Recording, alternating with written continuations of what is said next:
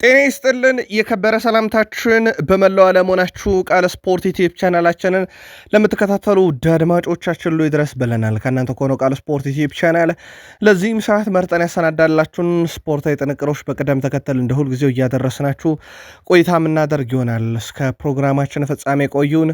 ላይክ፣ ሰብስክራይብ፣ ሼር ስለምታደረጉን እጅግ አድርገን አመስጋኞች ነን። በሀሳብ መስጫ ሳጥናችን ላይ ሀሳብ አስተያየታችሁን ጻፉልን። በመረጃ ሰዓታችን አስቀድመን ውድ ቤተሰቦቻችን የአውሮፓ ሀያላን ክለቦችን ወቅታዊ ጉዳዮች እናነሳለን። በዝውውር ጉዳይ እንደዚሁም ደግሞ በወቅታዊ ቡድን ዜና መረጃዎችን እናካፍላችኋለን። በዓለም ዋንጫ የመረጃ ሰዓታችን በርከት ያሉ ጥንቅሮችን ይዘናል። የዓለም ዋንጫ በርከት ያሉ አነጋጋሪ ሁነቶችን የተመለከትንበት ሊጠናቀቅ ውድ ቤተሰቦቻችን አራት ጨዋታ በታች የቀረው ነው። እንግዲህ የሁለት የግማሽ ፍጻሜ ጨዋታ እንደዚሁም የደረጃና የዋንጫ ጨዋታ በስፋት እንመለከተዋለን። የዓለም ዋንጫም ዛሬም ልዩ ጥንቅር በዓለም ኮከቦቹም ዘንድ ተይዟል። አብራችሁን ቆዩን። በተወዳጁ የእንግሊዝ ፕሪሚየር ሊግ የመረጃ ሰዓታችን የተጠናቀቀ ዝውውር አለ። አስቀድመን እሱን እናነሳለን። ከዛ ውጭ በጣም ያልተጠበቀ ነገር ሰምተናል። በፕሪሚየር ሊግ የዝውውር መስኮቱ በወቅታዊ መረጃ በቃል ስፖርት ዩቲዩብ ቻናልም ለየት ያለ ጥንቅር ይዘናል። በሰሜዎቹ በዓለም ክለቦች ሻምፒዮኖቹ በቼልሲ በኩል ያመጡትን ተጫዋች ተከትሎ የቡድኑ ወሳኝ ተጫዋች ላይ ምን አይነት ሂደት ሊኖር ይችላል የሚለውን እናጠራለን። በዝውውር ጉዳይ ላይ ቼልሲ ቤት ወቅታዊ ቡድን ዜናዎች በቃል ስፖርት ዩቲዩብ ቻናል እንደ ሁልጊዜው በስፋት ይዳሰሳሉ። ከሊቨርፑል ጋር በተያያዘ ዛሬ የሚጠበቁ ሁነቶች አሉ። ከቡድኑ የሚለቀውን ተጫዋች በተመለከተና ወደ ሊቨርፑል እንዲመጣ የሚፈለገውን ተጫዋች የተመለከተ በጣም ወሳኝ መረጃ እንደዚሁ ለሊቨርፑልውያን በቃል ስፖርት ዩቲዩብ ቻናል በዚህኛው የመረጃ ሰዓታችን አብራችሁን ስትቆዩ የምትከታተሉት ይሆናል። ማንቸስተር ዩናይትድ ገንዘቡን እንጂ ተጫዋቹን አልፈልግም ብሏል። በጣም አነጋጋሪው መረጃ እናካፍላችኋለን።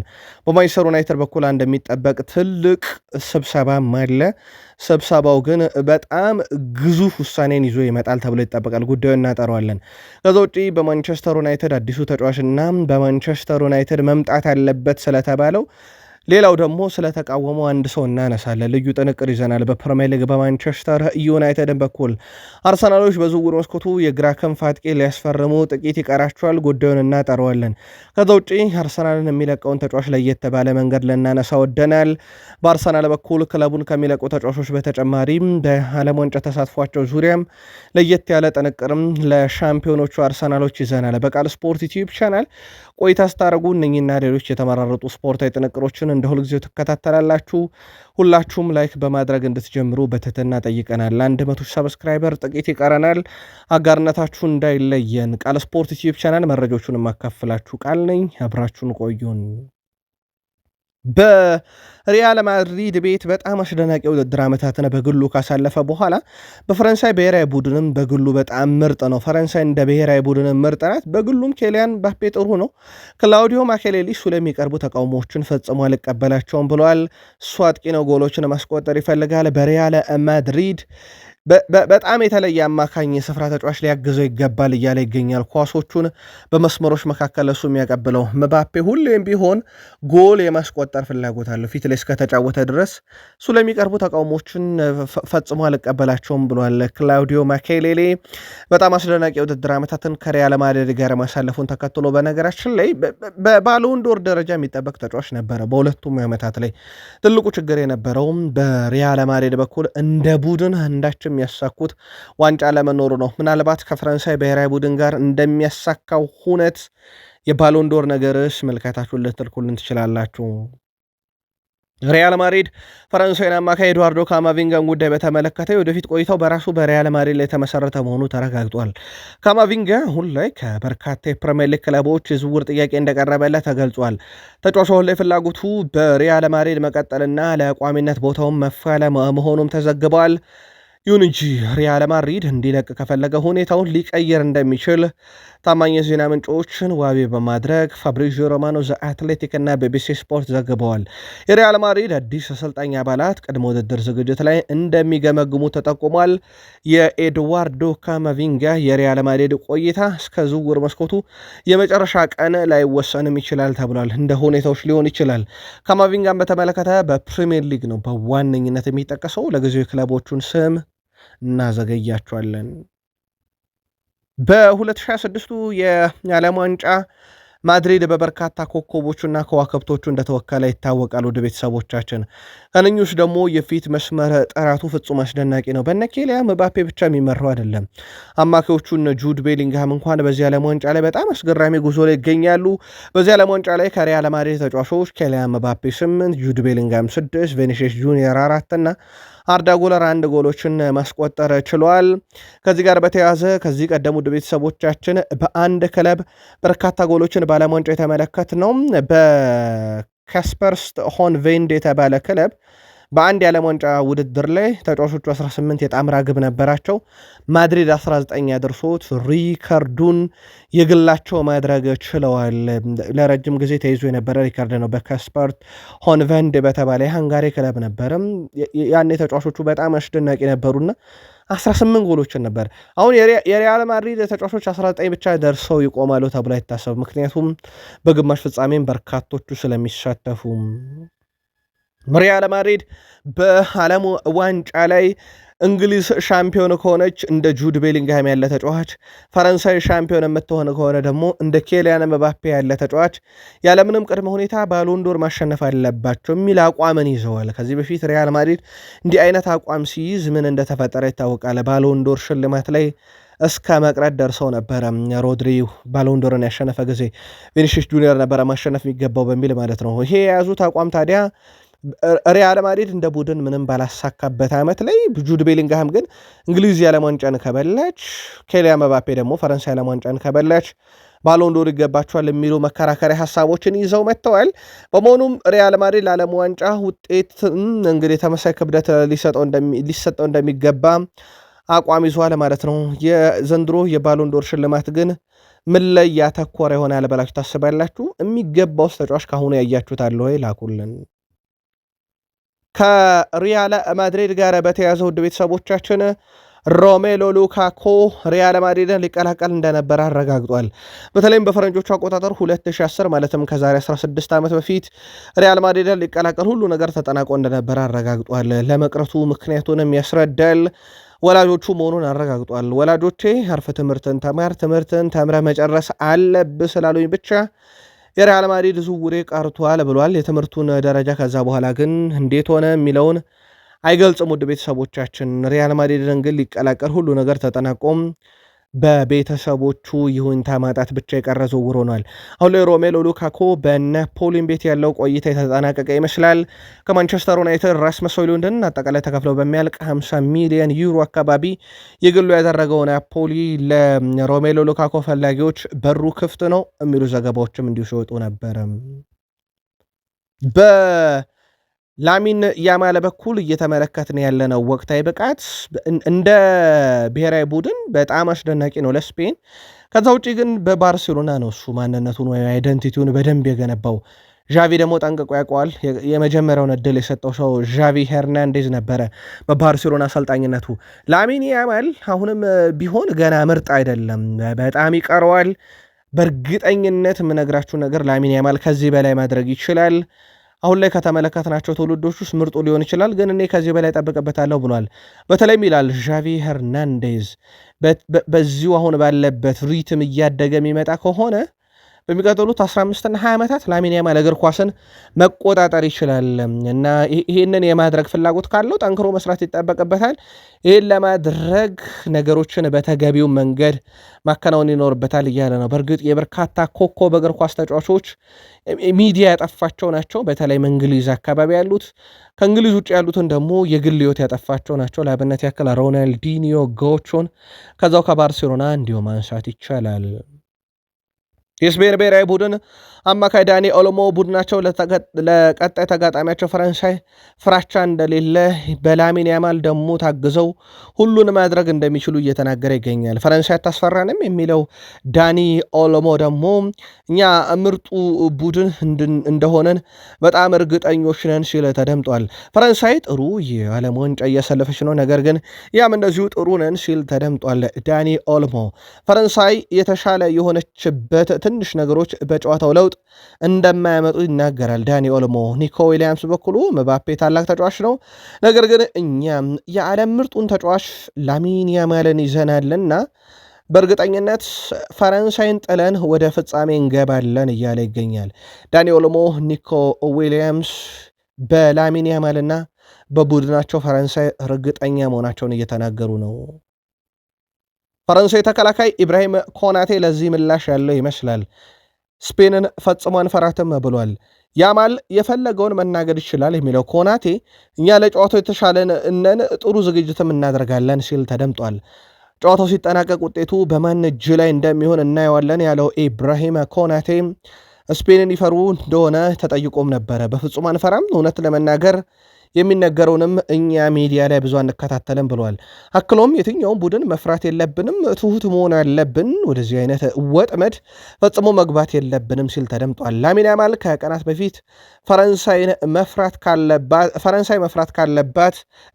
መፍራት ካለባት በእኛ ሳይሆን በሌሎች ነው፣ ፈረንሳይ ግን እኛን መፍራት አለባት የሚል ምልከታን ላሚን ያማል ከሰሞኑ አድርሶ ነበረም። የፈረንሳይ እግር ኳስ ፌዴሬሽን ፕሬዚዳንት ፌሊፔ ዲያሎ ይባላሉ። የቀድሞ የስፔን ጠቅላይ ሚኒስትር አንድ ሀሳብ ከሰሞኑ አጋርተው ነበረ። ነገርየው በእርግጥ የዘረኝነት ጥቃት ሊሆን እንደሚችል ግልጽ ነበረ።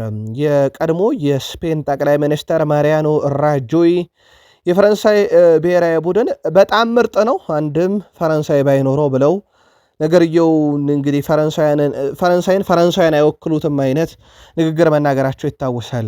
የፈረንሳይ የፌዴሬሽኑ ፕሬዚዳንት ፌሊፔ ዲያሎ በበኩላቸው የቀድሞ ጠቅላይ ሚኒስትር ዘረኝነትን የተናገሩት ብለዋል። አክሎም ተጫዋቾች ከቀድሞ ጠቅላይ ሚኒስትሩ ምንም አይነት የዜግነት ምስክር ወረቀት አያስፈልጋቸውም ብለዋል። የፈረንሳይ ብሔራዊ ቡድን ፈረንሳውያን ናቸው ሲሉ ፌሊፔ ዲያሎም በማህበራዊ ትስስር ገጻቸው ላይ እንደዚሁ አስፍረዋል። የፈረንሳይ ብሔራዊ ቡድን ላይ የሚደርሰው የዘረኝነት ጥቃት ግን ከዜግነት ጉዳይ ጋር በተያያዘ ነው። በእርግጥ አብዛኛው የፈረንሳይ ብሔራዊ ቡድን ተጫዋቾች በመልክም ጥቁር መሆናቸው ብቻ አይደለም። እነ ዚነዲን ዚዳን አልጄሪያ የዘር ሐረግ ግንድ ያላቸው ናቸው።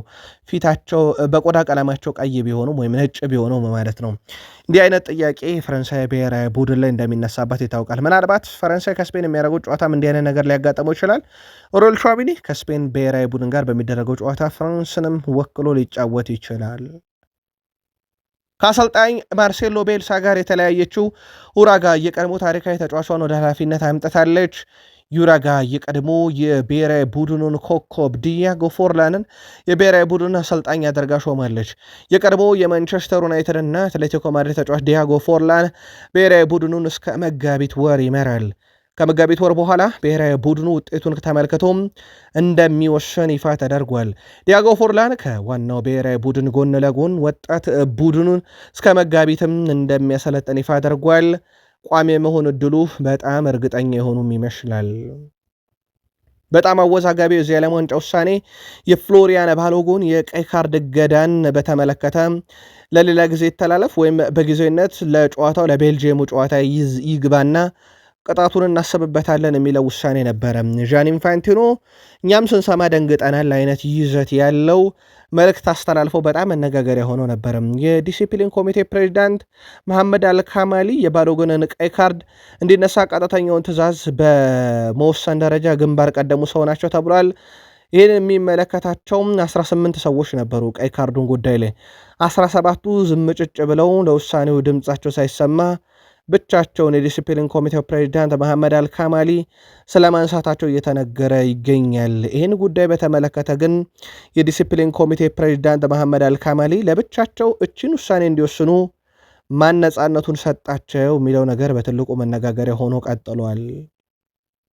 እዚሁ ከዳኝነት ጋር በተያያዘ ያው ሲጠበቅ የነበረው የዳኝነት ውሳኔ እንግዲህ ወይም ደግሞ የዳኞች ጨዋታን የመዳኘት ሂደት የተረጋገጠው ከዚህ በኋላ ማይክል ኦሊቨር እና አንቶኒ ቴይለር ጨዋታ እንደማይመሩ ተረጋግጧል። በቀጣይነት እንግዲህ የግማሽ ፍጻሜ የአርጀንቲናና የእንግሊዝን ጨዋታ አይመሩም። በዜግነት እንግሊዛዊ ስለሆኑ ከአርጀንቲና ጋር ደግሞ የፖለቲካ ቀውስ ስላለ 1982 ላይም በሁለቱ ሀገራት መካከል የነበረው የፍላንክላንድ ጦርነት ምክንያት ሁለቱ ሀገራት እንደማይዋደዱ ይታወቃል። አንዱ በአንዱ ላይ መተማመን የላቸውም። ከዚህ ጋር በተያያዘ ውድ ቤተሰቦቻችን በጨዋታ ደረጃ የእንግሊዝና የአርጀንቲናን ጨዋታ አይመሩም። አንዳቸው ለፍጻሜ ማለፋቸውም ስለማይቀር የፍጻሜውንም ጨዋታ እንደማይመሩ ተረጋግጧል። በዓለም ዋንጫ እንግሊዝ ላይ ከነበርን በዛው የእንግሊዛውያንን ኮከቦች መረጃ እንቀጥል። ጁድ ቤሊንግሃም ሁለተኛው ወጣት ተጫዋች ሆኗል። በዓለም ዋንጫ በተከታታይ ጨዋታ በጥሎ ማለፍ 2 ጎሎችን ያስቆጠረ ሜክሲኮ ላይ ያስቆጥሯል። ከዛ በኋላ ዓለም ዋንጫ የጥሎ ማለፍ ጨዋታ የኖርዌይም ጨዋታ ላይ 2 ጎሎቹ አስፈላጊ ነበሩ። ከዚህ በፊት በዓለም ዋንጫ በጥሎ ማለፍ ጨዋታ እንዲገብ ያስቆጠሩ 4 ተጫዋቾች ነበሩ፣ ግን በእድሜ ትንሹ ሰው ፔሌ ነበረ። በ17 ዓመት ከ249 ቀን ነበር ይህን ያደረገው። አሁን ጁድ ቤሊንግሃም በእድሜ ትንሹ በተከታታይ ጥሎ ማለፍ ጨዋታ 2 ጎሎችን ያስቆጠረ ተጫዋች ሆኗል። ጁድ ቤሊንግሃም በነገራችን ላይ ልክ እንደ ሊዮኔል አንድሬስ ሜሲም ሁሉ 4 ጊዜ የጨዋታ ኮከብ ተጫዋች ተብሎ ተመርጧል። ሜሲ 4፣ ጁድ ቤሊንግሃም 4። ኬሊያን ምባፔ፣ ሃላንድ እና ቬኒሽስ ጁኒየር በ3 ይከተላሉ። በዓለም ዋንጫ ላይ አሁን ያሉት የቀሩት ኬሊያን ምባፔ፣ ቤሊንግሃም እና ሊዮኔል አንድሬስ ሜሲ እንደሆኑ የሚዘነጋ አይደለም። በዓለም ዋንጫ ላይ በዚሁ በእንግሊዝ ብሔራዊ ቡድን ውስጥ ቶማስ ቱዌል በርካታ ኮከቦች አሉ፣ አንዱ ሃሪኬን ነው ብለዋል። በሃሪኬን ጉዳይ ላይ ሀሳባቸውን ሲያጋሩ እሱ አምበላችን ነው፣ የብሔራዊ ቡድኑ አምበል ነው፣ የእሱ የእግር ኳስ ዘመኑ ምርጡን ጊዜ እያሳለፈ ነውም ብለዋል። የብቃቱም ጫፍ ላይ የደረሰው አሁን ነው እያሉ ይገኛሉ ሃሪኬንን። እናም የእሱ የአስተሳሰብ ደረጃም ደግሞ ግላዊነት ሳይሆን በቡድን ስራም የሚያምን ነው። እሱ በእያንዳንዱ ቀንና በእያንዳንዱ ሰዓት ኃላፊነት የሚወስድና ለዛም ኃላፊነቱ በብቃት የሚወጣ ሲሉ አወድሰውታል። ዘንድሮ በጣም ድንቅ ጊዜን እያሳለፈ ነው ሃሪኬን በግሉ። ምናልባት የዝውውር መስኮቱ ላይ እንደውም ባየር ሙኒክን ሊለቅ የሚችልበት እድልና ስሙም ከባርሴሎና ጋር በስፋት እንዲያያዝ ያስቻለ ወቅታዊ ብቃትም ነበረው፣ ምንም እንኳን እድሜው 30ዎቹን ቢሻገርም ማለት ነው። ቶማስ ቱዌል ግን የለም፣ የብቃቱ ጫፍ ላይ ነው የሚገኘው። ሃሪኬን አምበላችን ነው፣ ይቀጥላል ከብሔራዊ ቡድኑ ጋር በስኬትም ሲሉ እንዲሁ ለሃሪኬን ያላቸውንም እንግዲህ አድናቆትና አመለካከትም ይፋ አድርገዋል። በዓለም ዋንጫው ላይ ብዙ ክስተቶችን አይተናል። በዚህ ዓለም ዋንጫ ላይ ግን ለየት ያለው ነገር ሜሲና ኬሊያን እምባፔ ወጣቱና እንጋፋው ሰው በከፍተኛ ግብ አስቆጣሪነት እየተፎካከሩ ነው። የ27 ዓመቱ ኬሊያን እምባፔ ከ39 ዓመቱ ሊዮኔል አንድሬስ ሜሲ ማለት ነው በ12 ዓመት ከሚበልጠው ሰው ጋር እየተፎካከረ ነው። የሜሲ ብቃት በዚህ አጋጣሚ ሊደነቅ ይገባል። ሜሲና ኬሊያን እምባፔ 8 ጎሎችን አስቆጥሯል። በነገራችን ላይ እነዚህ 8 ግብ ያስቆጠሩት ከዓለም ዋንጫ ከተሳተፉ 48 ብሔራዊ ቡድኖች ከ30ዎቹ ወይ ይበልጣል ወይ ይስተካከላል። በጣም አስገራሚው ቁጥር ነው በዚህ ረገድ። ምናልባት ኬሊያን ምባፔ ወጣት ነው። የ39 ዓመቱ ሊዮኔል አንድሬስ ሜሲ 15ኛ የግብ አስተዋጽኦ ሆነ በዓለም ዋንጫ የጥሎ ማለፍ ጨዋታ ላይ ደርሷል። ይሄ በ60 ዓመት ውስጥ ያልተመለከትነው ነው። ምናልባት የ2022 የሊዮኔል አንድሬስ ሜሲ 21 የግብ ዕድሎችን የፈጠረ 7ቱ በጣም ትልቅ የግብ ዕድል የሚባሉ፣ ዘንድሮም በተመሳይ ገና የግማሽ ፍጻሜና የፍጻሜ ጨዋታ እየቀረ ወይም የተረጋገጠ 2 ጨዋታ ልጁ ላይ ቀርቶ ተመሳይ 21 የግብ ዕድል የፈጠረ 7 ትልቅ የግብ ዕድል ናቸው። እስካሁን 10 የግብ አስተዋጽኦም አለው። በሊዮኔል ስካሎኒ የምትመራው የሊዮኔል አንድሬስ ሜሲው ሀገር አርጀንቲና በዓለም ዋንጫ የጥሎ ማለፍ ጨዋታ የተሸነፈችው ለመጨረሻ ጊዜ ውድ ቤተሰቦቻችን 2019 ላይ ነው። ባለፉት 7 ዓመታት ውስጥ ባደረገቻቸው የጥሎ ማለፍ ጨዋታ በኮፓ አሜሪካም ይሁን በዓለም ዋንጫ ሽንፈት አልገጠማትም። 2022 የዓለም ዋንጫ ፍጻሜ ደርሳ ወስደዋለች። በኮፓ አሜሪካን በተመሳይ ፍጻሜ ደርሳ ወስደዋለች። አሁን የቀራት ከፊት ለፊቱ ያለችው እንግሊዝ ናት። ምናልባት ከ2019 በኋላ እንግሊዝ ከብራዚል በኋላ አርጀንቲናን በጥሎ ማለፍ ጨዋታ ያሸነፈች ሀገር ትሆናለች ወይ የሚለው በትልቁ ይጠበቃል። በነገራችን ላይ በዚህ የዓለም ዋንጫ ላይም አርጀንቲና በዓለም ዋንጫ ያደረገችውን የግማሽ ፍጻሜ ጨዋታ 1930 አሜሪካን፣ 1986 ቤልጅየም፣ 1990 ጣሊያን፣ 2014 ኔዘርላንድን፣ የ2022 የዓለም ዋንጫ ደግሞ ክሮሻን ጥላ ማለፏ የሚዘነጋ አይደለም። በዓለም ዋንጫ ያው ትላንት ምሽት ምናልባት የዘውተር ተከታታዮቻችን ተከታተሉታል ብለን እናስባለን። በዓለም ዋንጫም በዘንድሮ የግማሽ ፍጻሜ ተፋላሚዎች በደረጃ ሰንጠረዡ ከ1 እስከ 4 ያሉ ናቸው ብለናችሁ ነበረ። አንደኛም ያለችው አርጀንቲናን ጨምሮ ማለት ነው።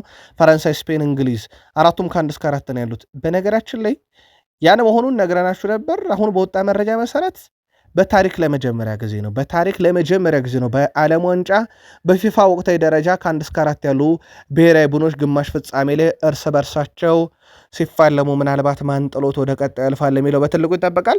ሌላው በዚህ ዓለም ዋንጫ ላይ በጣም አነጋጋሪ ነው የተባለውና ማርክ አጠናውት ያለው አንድ ነገር በዓለም ዋንጫ ላይ ኮከብ ተጫዋቾች ሽልማትን በተመለከተ ነው። ሽልማቱ እየተሰጠ ያለው በጨዋታው ለእውቁ ተጫዋች እንጂ ጨዋታውን ለቀየረ ተጫዋች አይደለም። ይህ ጉዳይ በጣም አከራካሪ ይሆናል ይላል እና ሽልማቱ በብዛት ለሜሲ፣ ለሮናልዶ፣ ለኬሊያን መባፔ፣ ለሃላንድ፣ ለላሚን ያማል የመስጠት አባዜ ነበር የሚል ለየት ያለ ጥናትን ማርካ ይዞ ወጥቷል። አስተውላችኋለሁ ይሄንን ነገር ግን በእርግጥ በቃል ስፖርት ዩቲዩብ ቻናል በጣም እንዲህ አይነት ሰፊ ሀሳብ አይቻለሁ። የጨዋታው ኮከብ አይገባቸውም የሚሉ የተወሰኑትን ጉዳዩን እንዴት አያችሁት? አጋሩን። አለን ሺረር አሁን ክርስቲያኖ ሮናልዶ ከብሔራዊ ቡድን ራሱን መግለል ያለበት ሰዓት ደርሷል ብሏል። የጨዋታ ስታይሉን እወደዋለሁ፣ ሆኖም በሌሎች አጥቂዎች ላይ ችግር እየፈጠረ ነው። አሁን ትክክለኛው ሰዓት እሱ ከፖርቱጋል ብሔራዊ ቡድን ራሱን መግለል ያለበት ነው ይላል። ክርስቲያኖ ሮናልዶ መጫወት ከመጀመሩ በፊት ፖርቱጋል ማለት በዓለም ዋንጫ ያለፈችው በሶስት አጋጣሚ ነበረ። በአጠቃላይ ክርስቲያኖ ሮናልዶ ግን 2006 የዓለም ዋንጫን እንግዲህ ሀገሩ እንድትሳተፍ በማድረግ ረገድ ከተመለከት ነው ሁሉንም የዓለም ዋንጫ ተሳትፋለች የሮናልዶ ሀገር ፖርቱጋል እና ከሮናልዶ በኋላና ከሮናልዶ በፊት የምትባል ግን ፖርቱጋል ስለመሆኗ ብዙ ጥያቄ አይነሳም። ግን አሁን ሮናልዶ በብሔራዊ ቡድን ደረጃ ይበቃዋል የሚል ጥያቄ በአለን ሺረርም ተነስቷል። ምልከታችሁን ውድ የቃል ስፖርት ዩቲዩብ ቻናል ቤተሰቦች ልታርሱን ትችላላችሁ። በዓለም ዋንጫው በርካታ ያሉ ብሔራዊ ቡድኖች ተሳትፈዋል። አፍሪካ በዚህ ረገድ 10 ተወካዮች ነበራት። እንደውም አፍሪካ በጣም አስገራሚ ነገር ካሳተፈቻቸው 10 ብሔራዊ ቡድኖች 9ኙ ወደ 32ቱ ከምድባቸው አልፈው ነበረ። በጣም አነጋጋሪ ነበር ከአንድ ቱኒዚያ ውጪ። ለማንኛውም ከዛ በኋላ ግን የጥሎ ማለፍ ጨዋታ ላይ ብዙ ርቀት መሄድ አልቻሉም። በውድድሩ ውስጥ ከሩብ ፍጻሜ መጓዝ የቻለችው እንግዲህ ሞሮኮ ናት። ወደ 31.1 ሚሊዮን ዶላር ወደ ካዝኗ ገበያ አድርጋለች። ከ16 ውስጥ የተሰናበተችው ግብፅ 17.5 ሚሊዮን ዶላር ወስዳለች። ሞሮኮ፣ ግብፅ አንደኛና ሁለተኛ ናቸው በርካታ ገንዘብ በመውሰድ። ሴኔጋል፣ አልጄሪያ፣ ኮንጎ፣ ኬፕ ቨርዴ፣ ኮትዲቫር፣ ደቡብ አፍሪካና ጋና 32 ጥሎ ማለፍ ውስጥ 13.5 ሚሊዮን ፓውንድ ወስዷል። ምድብ ላይ ብቻ የተሳተፈችው ቱኒዚያ ወደ 10.5 ሚሊዮን ዶላር ወስዳለች በመሳተፏ ብቻ። ውድ የቃል ስፖርት ዩቲዩብ ቻናል ቤተሰቦቻችን ፊፋ በቀጣዩ ዓለም ዋንጫ ላይ ግን 64 ሀገራትን ለምን አላፋለምም እያለ ነው። ምናልባት ሀገራችን ኢትዮጵያ በዚህ ዕድል ሊኖራት የሆነው የሀገራቱ ሲያድጉ ቁጥራቸው የሚለው ይጠበቃል። የተወሰኑ አጫጭር ስፖርታዊ መረጃዎችን እናጋራችሁ ውድ ቤተሰቦቻችን። የኤስ ሚላን አሰልጣኝ ሩበን አሞሪም መሆናቸው ይታወቃል። በቀጣይነት ቡድኑ ላይ ትልልቅ ውሳኔ ይወስናሉ። እኛ ለአንድ መጫወት የሚችሉ ተጫዋቾች ያስፈልጉናል የሚሉት ሩበን አሞሪም ክርስቲያን ፑሊሲች በጣም ጎበዝ ተጫዋች ነው። በጣሊያን ያለውን የጨዋታ ስልት ለሱ ፍጹም ልዩነትን መፍጠር የሚችል ተጫዋችም ነው። ጥንካሬውን በደንብ አውቀዋለሁና በሱ በጣም አምናለሁ። አንዳንድ ሰዎች ቢተቹትም የእሱ ብቃት ለማጉላት መላው የቡድኑ አካላት እኔን ጨምሮ ከጎኑ ነን ብለዋል። እና የኤሲ ሚላን አሰልጣኝ ሩበን አሞሪም ስለ ክርስቲያን ፑሊሲች ሲናገሩም ተጫዋቹ በቡድኑ እንደሚቆይም ጭምር ፍንጭ የሰጡበት ነው። ከዛ ውጪ በእሳቸው ቡድን ውስጥ እንደ ሉካ ሞድሪች ያለም ተጫዋች በቡድኑ ይቀጥላል ተብሏል። ያን ሶመር በበርካታ ክለቦች ሲፈለግ ነበረ። በተለይም በአርሰናል ቤት ስሙ ነበረ። ከጣሊያኑ ክለብ ጋር በይፋ የተለያየው ያን ሶመር ወደ ክለብ ብሩጅ ዝውውሩን አጠናቋል። የስዊዘርላንዱ ግብ ጠባቂ አጭር ጊዜ ውልን ፈርሟል።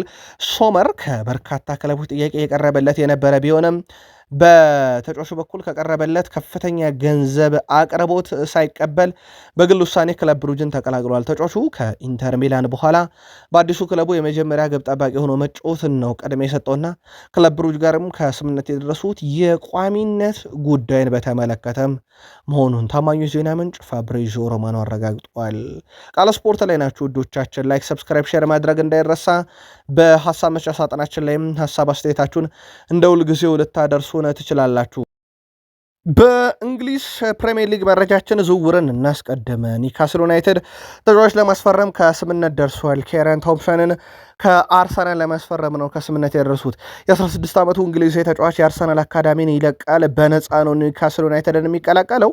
ውሳኔው ተወስኗል። በነገራችን ላይ በነፃ ነው የሚለቀው ማለት አርሰናል ግን የካሳ ክፍያ አያገኝም ማለት አይደለም። አርሰናል የተወሰኑ የካሳ ክፍያዎችን ከዚህ ዝውውር ያገኛል። እንደ አጠቃላይ ግን ዝውውሩ በነፃ ነው የሚፈጸመው። ከ17 ዓመት በታች ከእንግሊዝ ብሔራዊ ቡድን ተጫውቷል።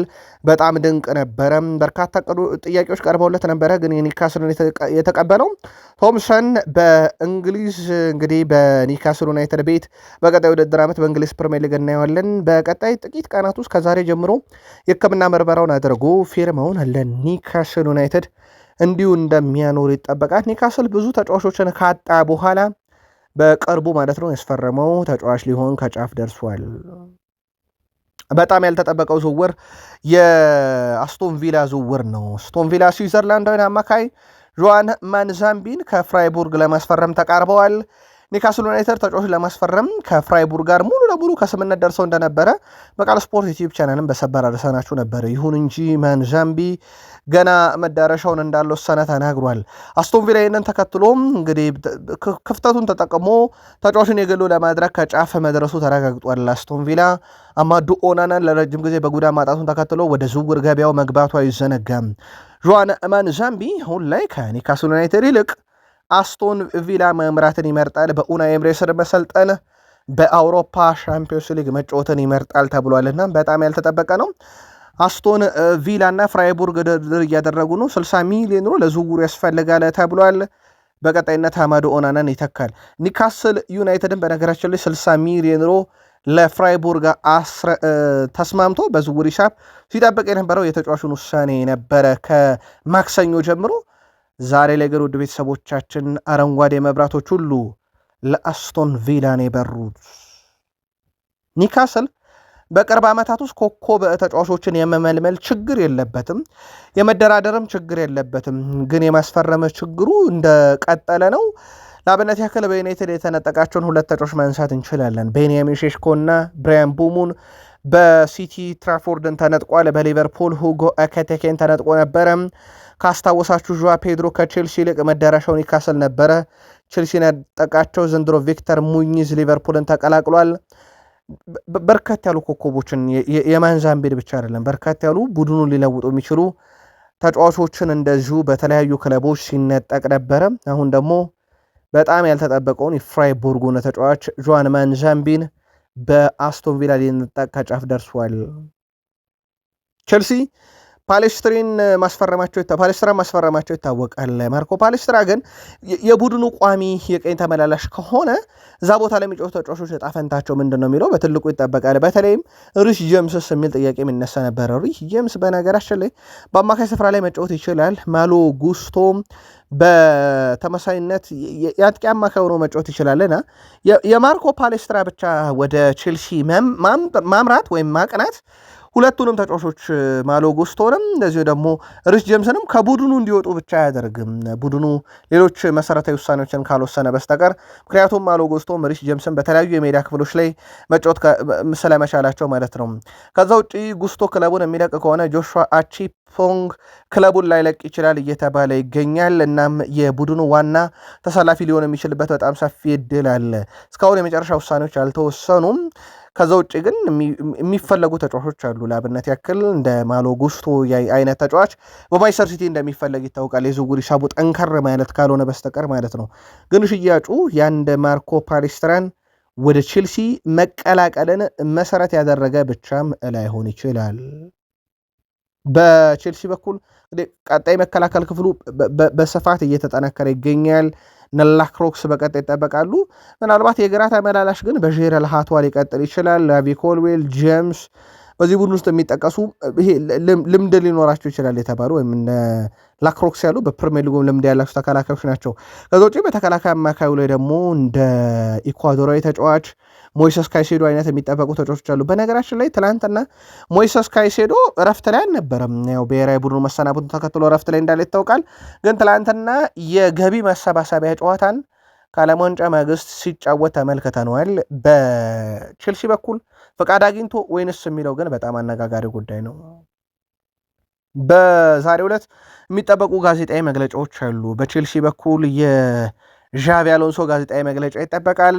በሊቨርፑልም በኩል የአንዲ ኢራኦላ ጋዜጣዊ መግለጫ ዛሬ ይጠበቃል፣ ዛሬ ይደረጋል ተብሏል። በተያዘለት ቀጠሮ መሰረት እንግዲህ የቅድመ ውድድር ዝግጅቱን እንደጀመረ ይታወቃል። አሰልጣኝ አንዲ ኢራኦላ ያው እነኚህ ተጫዋቾች በእርግጥ ጥቂቶች ናቸው። ምናልባት የጉዳት ላይ ያሉት እነ ሁጎ ኤኪቲኬ ያልተሳተፉበት፣ በዓለም ዋንጫ የሄዱ በርካታ ኮከቦችና ከዋክብቶች ያልተሳተፉበትና ከዓለም ዋንጫ ውጭ የሆኑ ጥቂት ተጫዋቾችን ብቻ ይዘው ነው የጀመሩት አዲስ ከፈረመውም ጀርሜ ጃክዌታ ጋር ማለት ነው። ጋዜጣዊ መግለጫቸው ብዙ ነገር ሊነሳበት ይችላል። በተለይም የሊቨርፑል ደጋፊዎች ካሳቸው ጋዜጣዊ መግለጫ የሚጠብቁት ቡድኑን ሲያጠናክሩ የትኛው የሜዳ ክፍል ላይ ቢያንስ ተጫዋችን በአስገዳጅ ሁኔታ ይዟል፣ ማንን እንጠብቅ በዝውውር መስኮቱ የሚሉ ጉዳዮች ላይ ምላሽ ይሰጣሉም ተብሎ ይጠበቃል። ከዙር ጋር በተያዘ በሊቨርፑል ቤት የከርትስ ጆንስ ዝውውር ዋነኛው ነው። ምናልባት ለዚህም የእሳቸው ጋዜጣዊ መግለጫ አንዳች ምላሽ ሊኖረው ይችላል።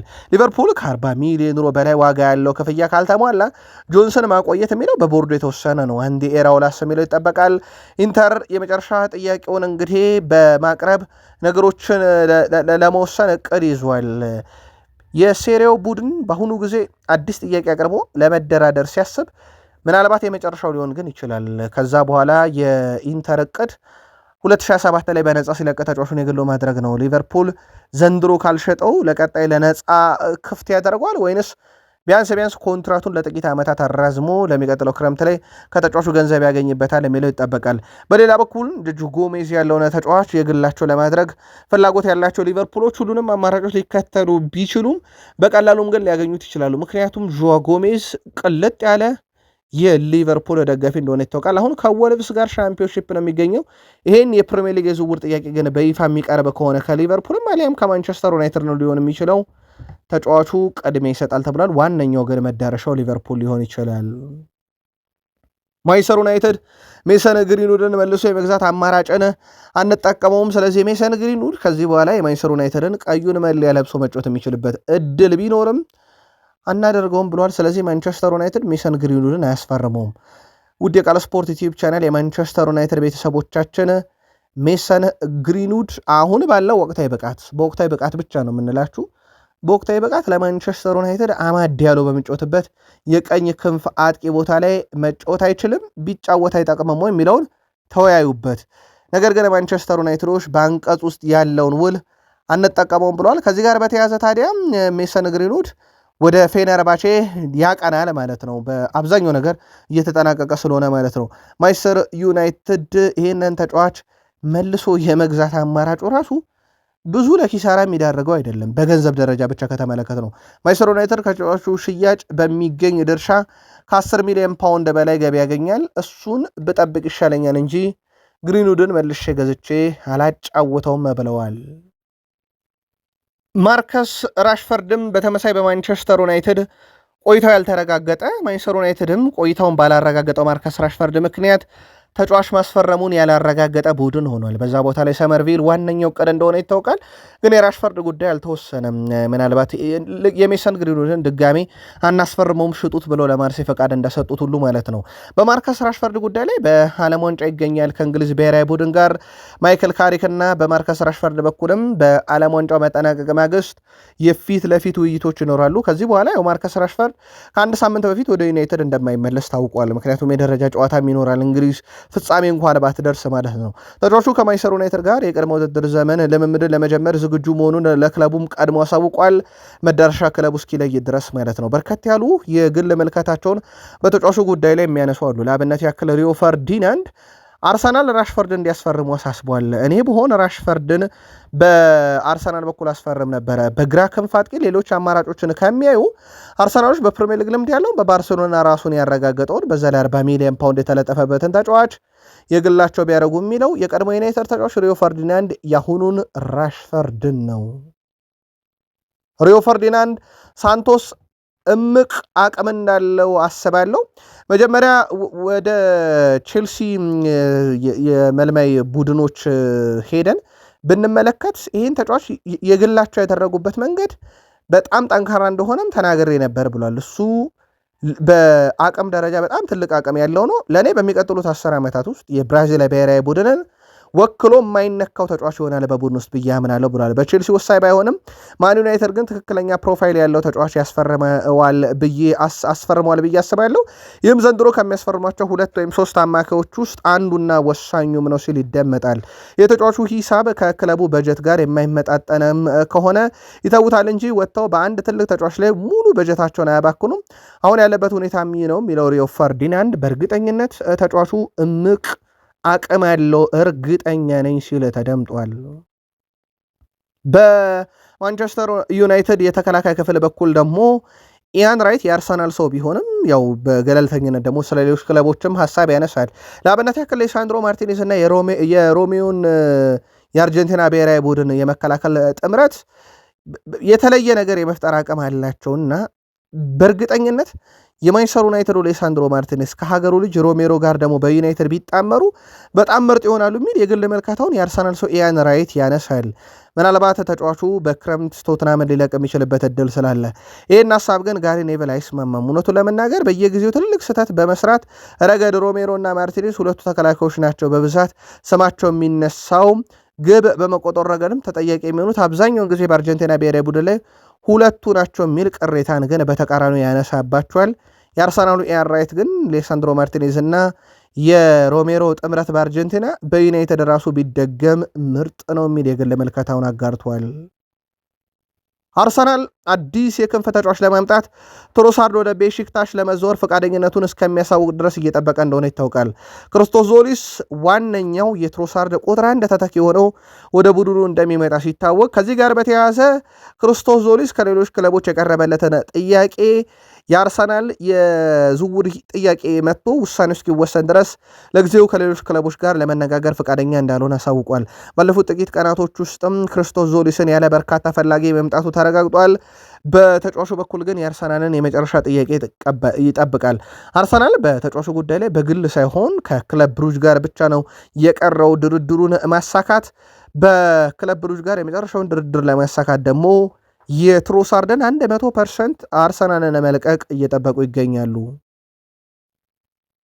አርሰናል ሌሳንድሮ ትሮሳርድን ወደ ቤሺክታሽ የሚያደርገውን ዝውውር ለማጠናቀቅ የተጫዋቹን የመጨረሻ ፍቃድ እንዲሁ እየጠበቀ ሲገኝ ያው ከዛሬ ጀምሮ እልባት የሚያገኘው ዝውውር እንደሆነ ይታወቃል። ክርስቶስ ዞሊስን ወደ አርሰናል እንዲመጣ የሚያደርገው ዝውውር ምናልባት ግን የትሮሳርድን በተወሰነ መንገድ ለአርሰናሎች እናስታውሳቸው።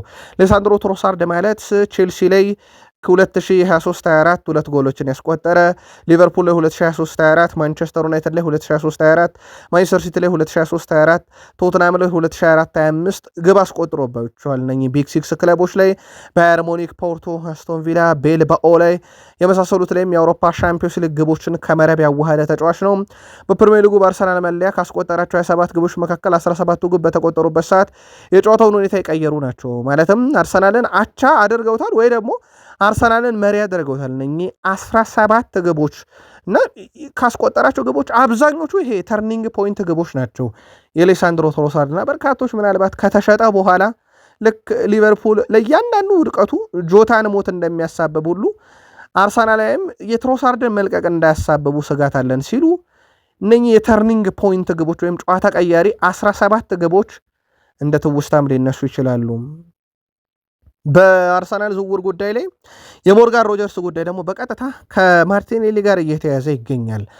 አርሰናል ሞርጋን ሮጀርስ ጋር የግል ችግር እንደሌለ እርግጠኛ ናቸው። ካስቶን ቪላ ጋር ብቻ ነው ትልቅ ችግር ገና ድርድሩ በይፋ ሳይጀምር የቀረበው። ይሄም 130 ሚሊዮን ፓውንድ ለእኛ ተጫዋች ይገባዋል የሚለው ማለት ነው። ከዚህ ጋር በተያዘ የማርቲኔሊስ ጉዳይ እንዴት ሆኖ ነው የሞርጋን ሮጀርስ ዝውውር የሚጠናቀቀው የሚለውን ከተመለከትን ማርቲኔሊ የጣሊያን ክለቦች ዩቬንቱስ፣ ሮማ ዋነኛ ናቸው። ከዛ ውጭ ባየር ሙኒክም ያለበት የቱርክ ክለቦች፣ የሳውዲ አረቢያ ክለቦችም ፈላጊ ናቸው። አርሰናል ከዚህ ዝውውር እስከ 50 ሚሊዮን ዩሮ ይፈልጋል። ከዛ በኋላ ነው የሮጀርስ ዝውውር ላይ የሚሳተፈው። ስለዚህ አርሰናል ተጫዋች ለማምጣት ተጫዋች መሸጥን ቅድሚያ ሰጥቷል። ትሮሳርድን ሸጦ ክርስቶስ ዞሊስን፣ ማርቲኔሊን ሸጦ ሞርጋን ሮጀርስን በአርሰናል ቤት የሚጠበቀው የዝውውር ቀመር ነው። በዓለም ዋንጫ ላይ በርካታ ያሉ አርሰናሊያን እንደተረፉ ነግረናቸዋል። ከ15ቱ 8ቱ ተርፈዋል ወይም በአራት ውስጥ ይገኛሉ። ዝላታን ኢብራሂሞቪች ከነኛ አንዱን ተችቶታል። ኑኖ ማዱዌኬ በአፈጻጸም ትልቅ የብቃት ችግር ያለበት ነው ብሏል። እንግሊዝ በማዱዌኬ ምክንያት ተጎድታለች። በቀጣይ ጨዋታ ላይ ሳካ ነው መቅደም ያለበት እያለ ነው። በእርግጥ ሳካ በጨዋታ ላይ ቅድሚያ እየተሰጠው ያለው ነው። በጉዳት ምክንያት ጥንቃቄ እያደረጉለት እንደሆነ ይታወቃል። በእርግጥ እሳቸው ከነ ጉዳቱ የሚታገለውን ከነ ህመሙ የሚሰቃየው ዴክላን ራይስን እያጫወቱት ነው። የጤና እክል ገጥሞት ከሰሞኑም ልምምድ 2 ጊዜ አመልጦት 46 ደቂቃ ተጫውቶ ከሜዳም እንደወጣ እናስታውሳለን። በሩብ ፍጻሜ መርሃ ግብር ላይ ምናልባት እሱ 2022 ላይ የዓለም ዋንጫን አርጀንቲና ስታነሳ ሊዮኔል ሜሲን ካወደሱት አንዱ ነበረ። በድጋሚ የማናየው ሰው ልዩ የሆነ ተጫዋች ብሎት ነበረ። በነገራችን ላይ ሮብ እንግሊዝ ከአርጀንቲና ሲፋለሙ ከ4 ዓመት በፊት የተለየው ተጫዋች ያለውን ሜሲን ዴክላን ራይስ በተቃራኒ የሚፋለመው ይሆናል። ቃል ስፖርት ላይ ናችሁ ውዶቻችን። ከእናንተ ከሆኑ ቃል ስፖርት ዩቲዩብ ቻናል የሰዓቱን በርከት ያሉ አጫጭር ስፖርታዊ መረጃዎች፣ ወቅታዊ መረጃዎች፣ የዓለም ዋንጫና የዝውውር መስኮቱን ጨምሮ ያደረስናችሁ። ጥቂት ቆይተን ተጨማሪ መረጃዎችን ይዘን እንምጣ። አበቃን።